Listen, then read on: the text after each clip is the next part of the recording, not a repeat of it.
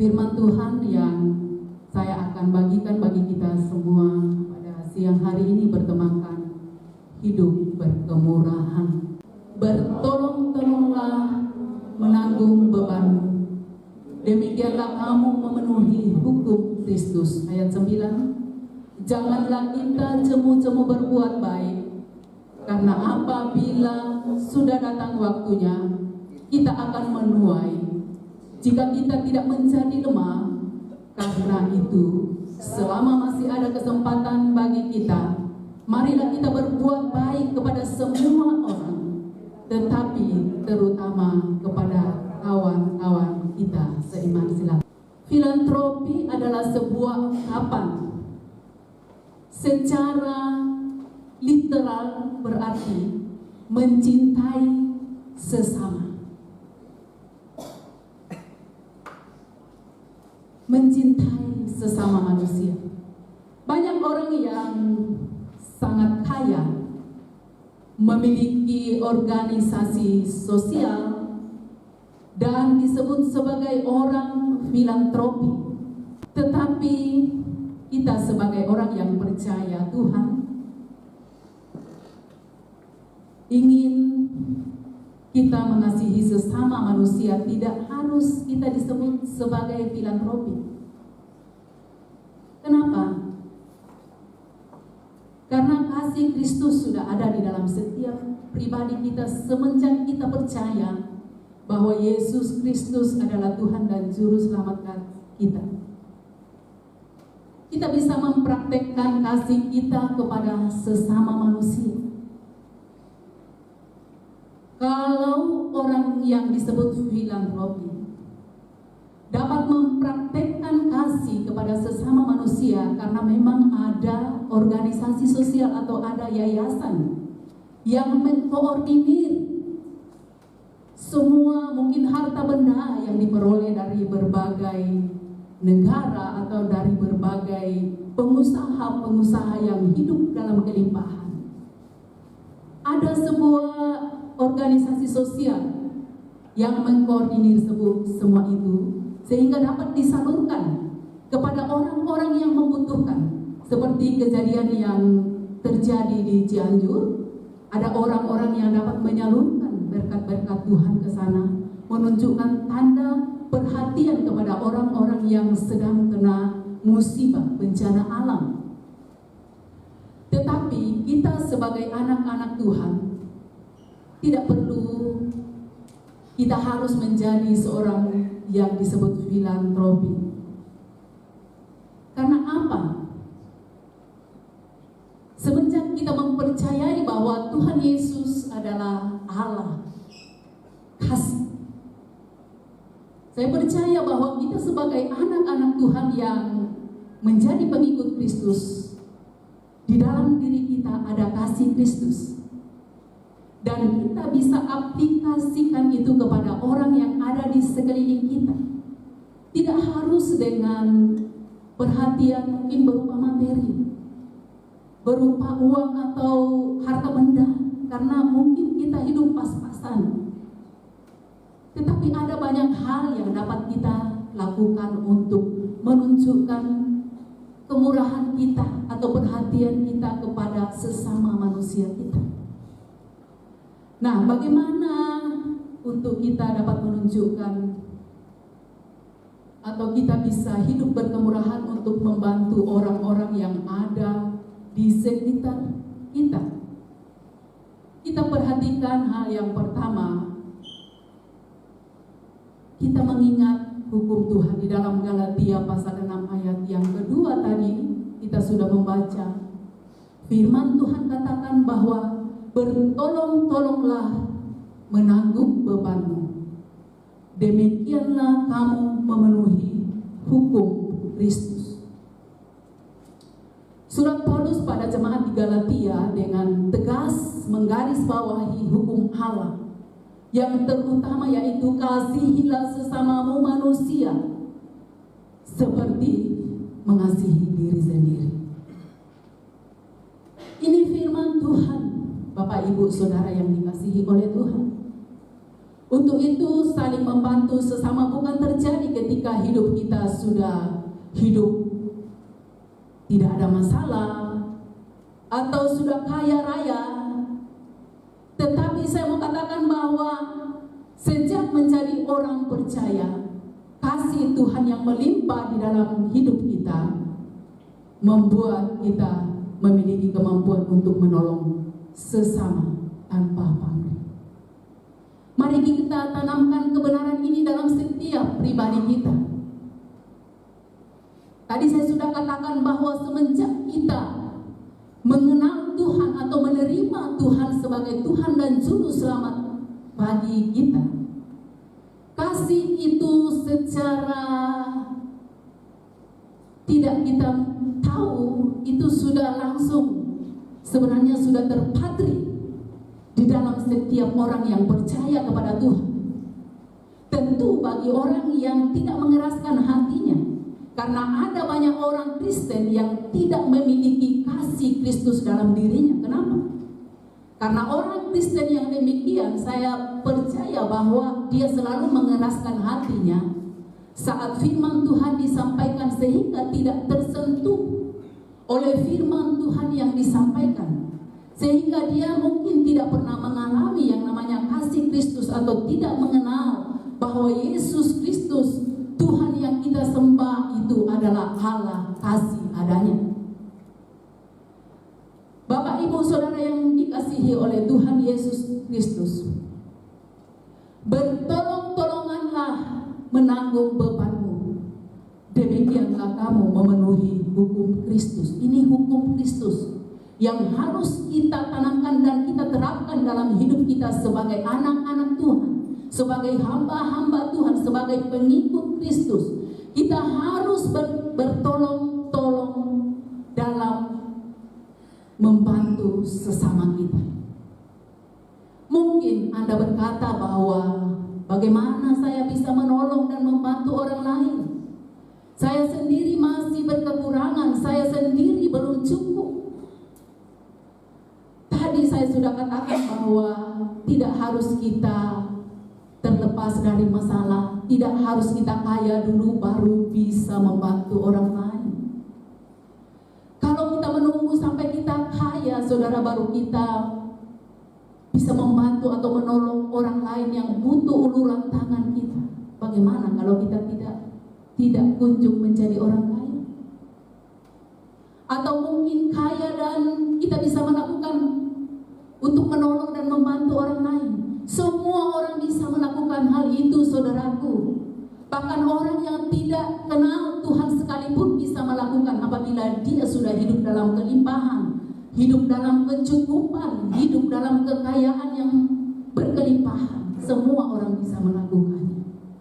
Tetapi saya mau katakan pada siang hari ini, kalau kita bisa memberi dari kekurangan kita, itu ada satu nilai yang luar biasa yang Tuhan pasti perhitungkan. Bapak, Ibu, Saudara yang terkasih, mungkin kita tidak bisa memberikan uang, materi, atau apapun itu, tetapi ada hal-hal yang pasti kita bisa lakukan apabila kita memiliki belas kasihan atau kita berkemurahan.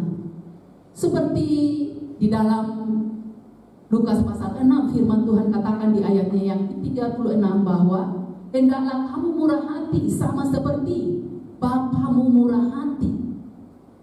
Kita harus sama seperti Bapa kita yang murah hati kepada orang lain, terutama yang ada di sekeliling kita. Kita bisa melakukan, kita punya tangan, kita punya mulut, kita punya kaki, kita bisa melangkah. Mungkin ada saudara kita yang ada di rumah sakit, yang sedang sakit, apapun penyakitnya, kita bisa mengunjungi. Mungkin kita tidak membawa sesuatu yang kita mungkin anggap sebagai bentuk perhatian kita, tetapi satu yang pasti, semua orang yang punya kemurahan hati, dia bisa datang dan mendoakan pasien atau orang yang kita kunjungi. Doa itu sangat berarti bagi orang yang sedang ada dalam kesulitan, baik itu karena sakit penyakit ataupun kekurangan makan minum pakai. Kita bisa mendoakan mereka dan itu sangat berarti, Bapak Ibu Saudara. Kita bisa melakukannya itu. Kita punya tangan. Mungkin saat kita lewat di jalan, ada orang yang butuh pertolongan kita. Mungkin ada yang jatuh. Kita bisa melakukan secara spontanitas, tak perlu disuruh. Kita mengangkat orang tersebut. Ini sesuatu yang kecil, tapi begitu berarti bagi orang yang sedang mungkin tergeletak karena jatuh. Entah jatuh motor atau terperosok karena tidak melihat di depannya ada batu. Itu sangat berarti bagi orang yang kita tolong. Atau mungkin kita ke toko-toko yang ada di Kota Kupang ini dan kita melihat ada pengemis atau ada peminta-minta tunanetra seperti yang sering ada di toko Glory. Adakah kita tergerak oleh belas kasihan saat kita melihat mereka ada di sana? Pernahkah kita melakukan sesuatu bagi mereka? Yang mengulurkan tangannya butuh bantuan, butuh perhatian dari kita yang masih lengkap, yang masih kuat, yang masih bisa berjalan. Pernahkah kita mengulurkan tangan, memberikan sedekah atau memberikan 2.000 rupiah saja? Itu sudah sangat berarti bagi mereka yang sedang mengulurkan tangan, meminta sesuatu dari kita yang masih sehat, yang kuat, yang masih bisa berjalan dengan gagah perkasa. Saya percaya kalau dalam diri kita ada kasih Kristus, kita akan menunjukkan kemurahan kita, kemurahan hati kepada orang tersebut. Mungkin kita belanja dengan ratusan ribu ataupun mungkin juta. Adakah terpikir untuk kita menyisihkan, memberikan kepada orang yang kita lihat duduk di emper toko dan menadahkan tangan? Ini bentuk yang mungkin tidak bernilai bagi orang lain. Tetapi kalau kita melakukannya dengan landasan bahwa kasih Kristus ada dalam setiap diri kita, pasti kita akan melakukannya dengan ikhlas. Dan Tuhan memperhitungkan semua itu. Yang kedua,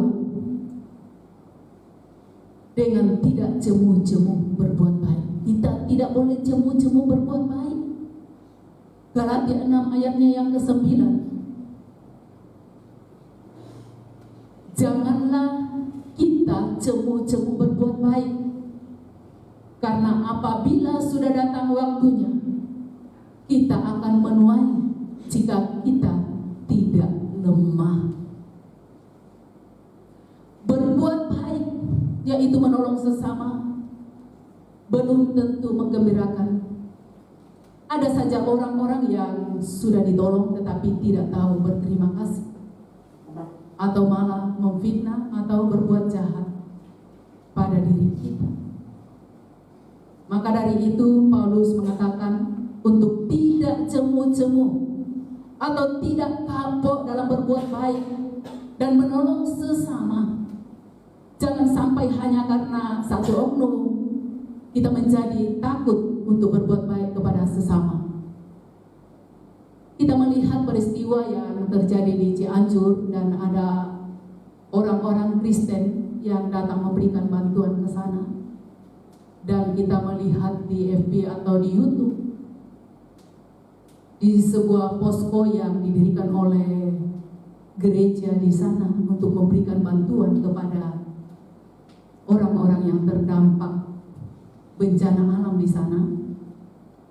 Kita melihat ada oknum tertentu yang merobek label yang ada di tenda itu.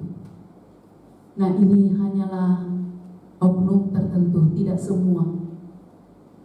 Dan jangan sampai kita sebagai anak-anak Tuhan, sebagai orang Kristen yang dalam diri kita ada belas kasihan, yang kita sudah memutuskan untuk berkemurahan, membagi atau menunjukkan kepedulian kita kepada orang-orang yang terdampak bencana, lalu kita melihat hal tersebut dan kita kapok atau kita mulai mengatakan bahwa saya tidak akan melakukan lagi, atau kita beralih ke tempat lain karena kita berpikir bahwa ada orang lain yang mungkin lebih membutuhkan, yang mungkin menghargai apa yang kita sudah perbuat.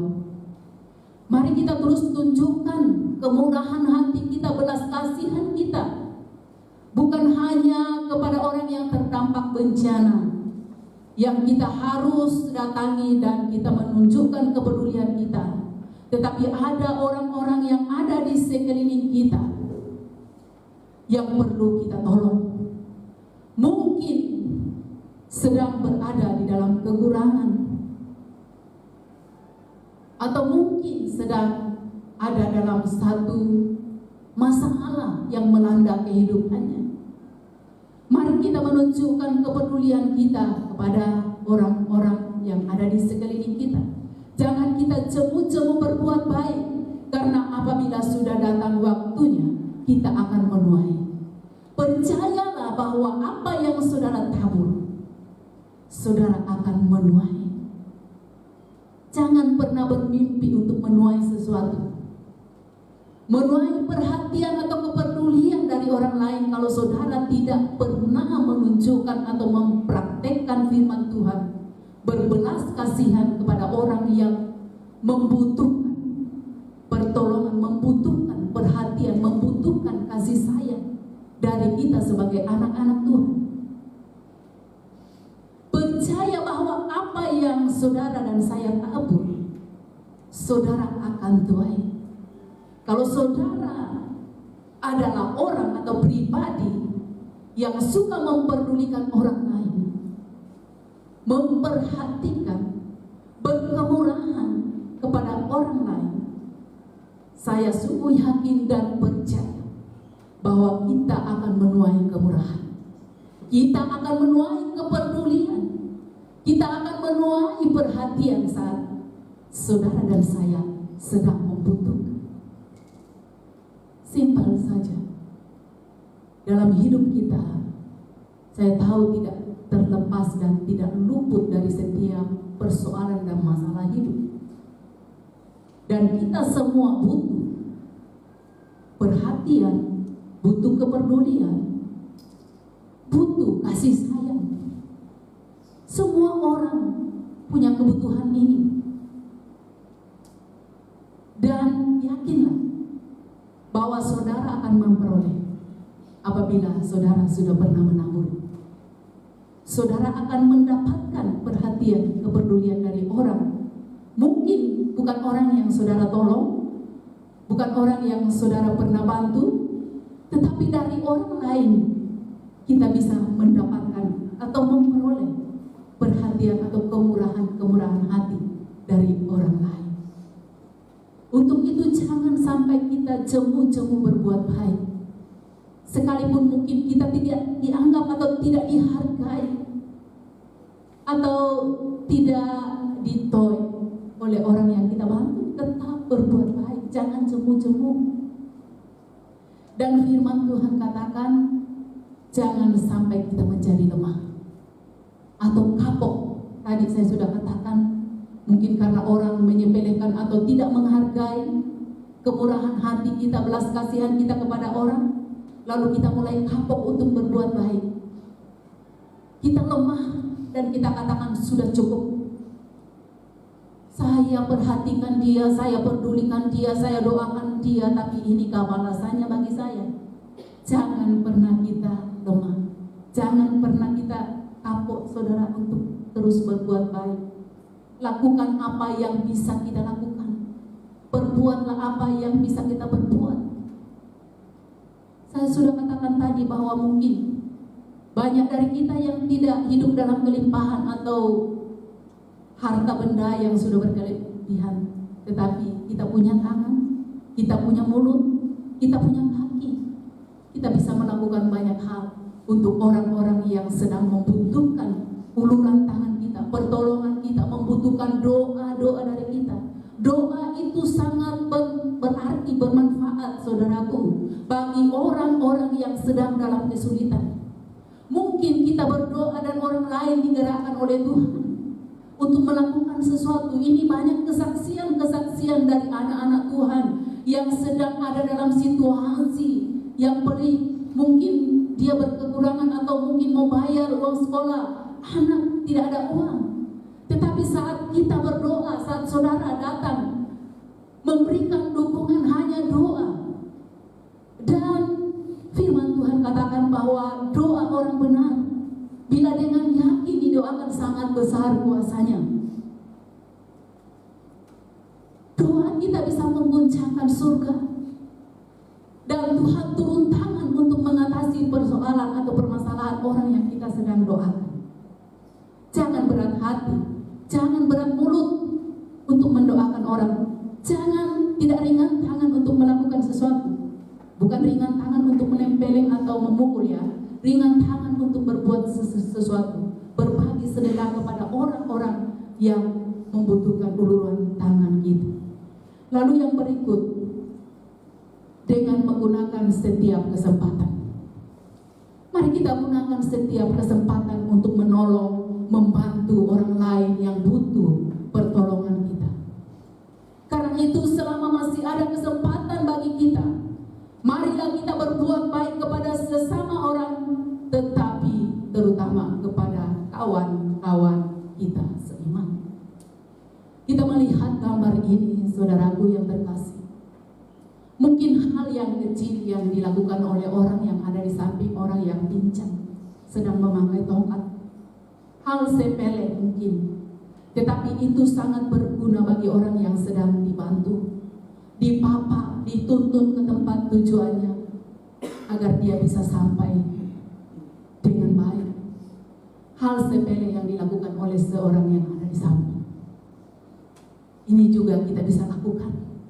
Saat kita menemui orang mungkin ada di jalan, mungkin ada saat kita sedang berkunjung ke rumah sakit, lalu kita melihat orang yang mungkin tidak ada yang ngantar, dan kita melihat dia butuh pertolongan, mari kita ulurkan tangan kita, kita bantu dia, angkat dia.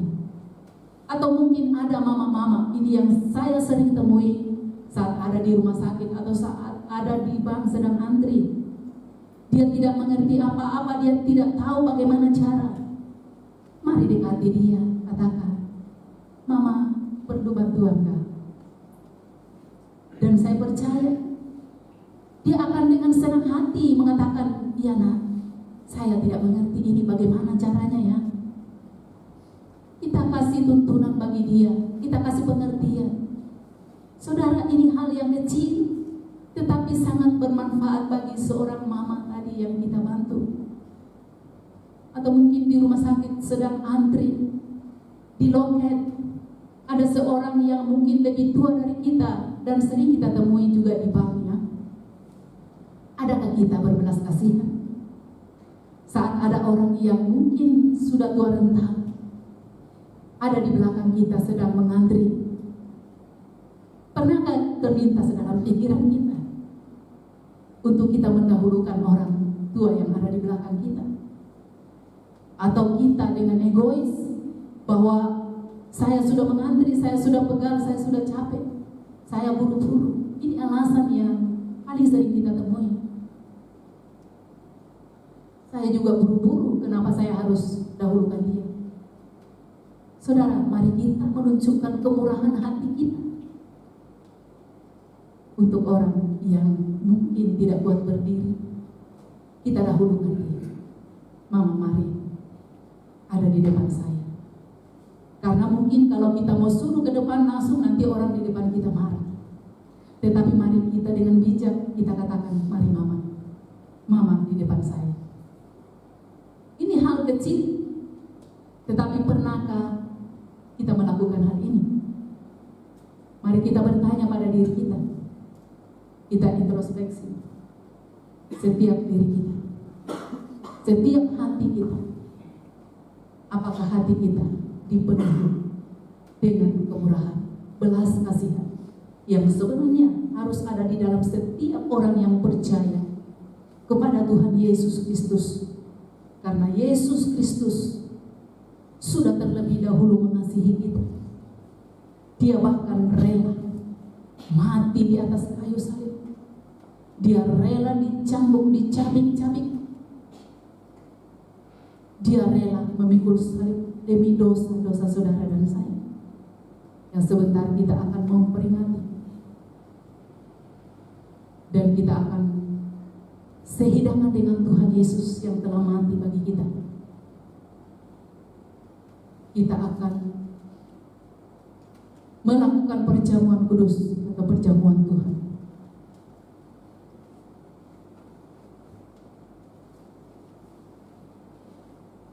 Kita tidak tahu kapan hidup kita berakhir, atau hidup orang lain berakhir, yang mungkin sedang ada di dalam benak kita untuk kita melakukan sesuatu baginya. Bisa saja kita tidak punya kesempatan karena orang tersebut sudah dipanggil Tuhan terlebih dahulu, atau mungkin kita belum sempat melakukan apa yang sedang ada dalam benak kita. Tuhan sudah memanggil kita. Untuk itu setiap ada kesempatan, jangan terlalu banyak berpikir. Lakukan apa yang bisa kita lakukan kepada orang lain. Orang yang berkemurahan hati tidak memandang dari suku, kaum, atau dari golongan manapun, atau dari orang yang jahat sekalipun, kalau dalam dirinya ada kemurahan, belas kasihan, dia tidak akan memilah-milah. Dia akan lakukan apa yang dia bisa lakukan pada saat itu. Ini orang yang berkemurahan. Saudaraku yang dikasihi Tuhan, mari kita menunjukkan sikap berkemurahan kepada orang selama atau selagi masih ada kesempatan. Ada masanya kita tidak akan berpulang ke rumah Tuhan. Ada masa kita akan berpulang ke rumah Tuhan, atau orang yang akan kita tolong sudah tidak bersama. Jangan lewatkan kesempatan untuk menabur kasih dan kebaikan.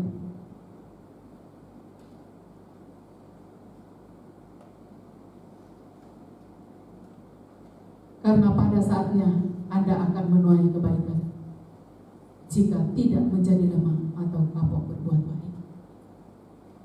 Saudara, saya akhiri dengan sebuah kisah yang saya pernah alami. Suatu waktu kami masih di Papua, di Jayapura, sebenarnya saya punya kesempatan untuk berbuat baik kepada seseorang yang ada di sekeliling saya. Tetapi karena saat itu saya terlalu banyak pertimbangan, saya terlalu banyak pikiran untuk ini, untuk itu, sehingga saya tidak bisa mengaplikasikan kasih Kristus yang sebenarnya ada dalam diri saya. Saya tidak bisa menunjukkan belas kasihan pada orang tersebut yang sangat membutuhkan pertolongan dari saya saat itu, karena saya yang tahu saya berhadapan, saya bersama-sama dengan orang tersebut. Sungguh sebenarnya saya bisa membantu dia dalam hal materi, karena dia memang butuhkan pada saat itu. Tetapi saudara tahu, saya tidak berbuat sesuatu baginya. Karena itu tadi, saya banyak pertimbangan, saya memikir ini dan itu. Dan singkat cerita, orang tersebut tidak lama kemudian Tuhan panggil pulang ke rumah Bapa. Saudara tahu, penyesalan teramat besar saya rasakan. Kenapa? Karena saya tidak melakukan sesuatu untuk dia saat dia membutuhkan. Penyesalan itu tidak ada manfaat lagi. Karena walaupun saya ingin menunjukkan belas kasihan atau kemurahan terhadap orang tersebut, dia sudah tiada. Dia tidak butuh lagi. Untuk itu, Bapak Ibu Saudara yang terkasih, sekali lagi saya mengatakan, jika ada kesempatan untuk berbuat baik kepada seseorang yang mungkin ada di sekeliling kita, jangan kita cemu-cemu berbuat baik. Jangan banyak perhitungan. Lakukan saat itu apa yang bisa kita lakukan. Kepedulian, doa, atau memberikan sesuatu. Banyak hal yang dapat kita lakukan selagi masih ada kesempatan, selagi masih ada waktu, sebelum kita pulang ke rumah Bapa. Karena ada saatnya nanti kita semua akan pulang ke rumah Bapa. Kita sedang mengantri, dan harta yang sedang kita tumpuk semuanya kita akan tinggalkan. Tidak berarti lagi bagi kita yang sudah mati. Mari kita menjadi anak-anak Tuhan yang hidup berkemurahan, berbagi berkat, berbagi kasih, berbagi kepedulian, berbagi, mendoakan orang-orang yang butuh dukungan doa dari kita, memeluk, menyatakan rasa empati kita dalam setiap masalah yang orang lain sedang hadapi dalam kehidupannya. Ke depan bukan semakin baik, tetapi kita melihat semakin hari semakin banyak masalah, semakin banyak persoalan yang akan bermunculan, dan banyak orang yang butuh perhatian dari kita sebagai anak-anak Tuhan, kepedulian dari kita sebagai anak-anak Tuhan, baik melalui dukungan doa, melalui perhatian berupa apa yang ada pada kita. Mari kita tunjukkan bagi orang yang ada di sekeliling kita. Kita hidup berkemurahan, karena Bapa yang kita sembah adalah Bapa yang murah hati, Bapa yang sudah menanamkan kasih di dalam setiap diri kita sebagai hamba-hamba Tuhan, ataupun kita sebagai anak-anak Tuhan. Ini firman Tuhan yang dapat saya bagikan bagi kita semua.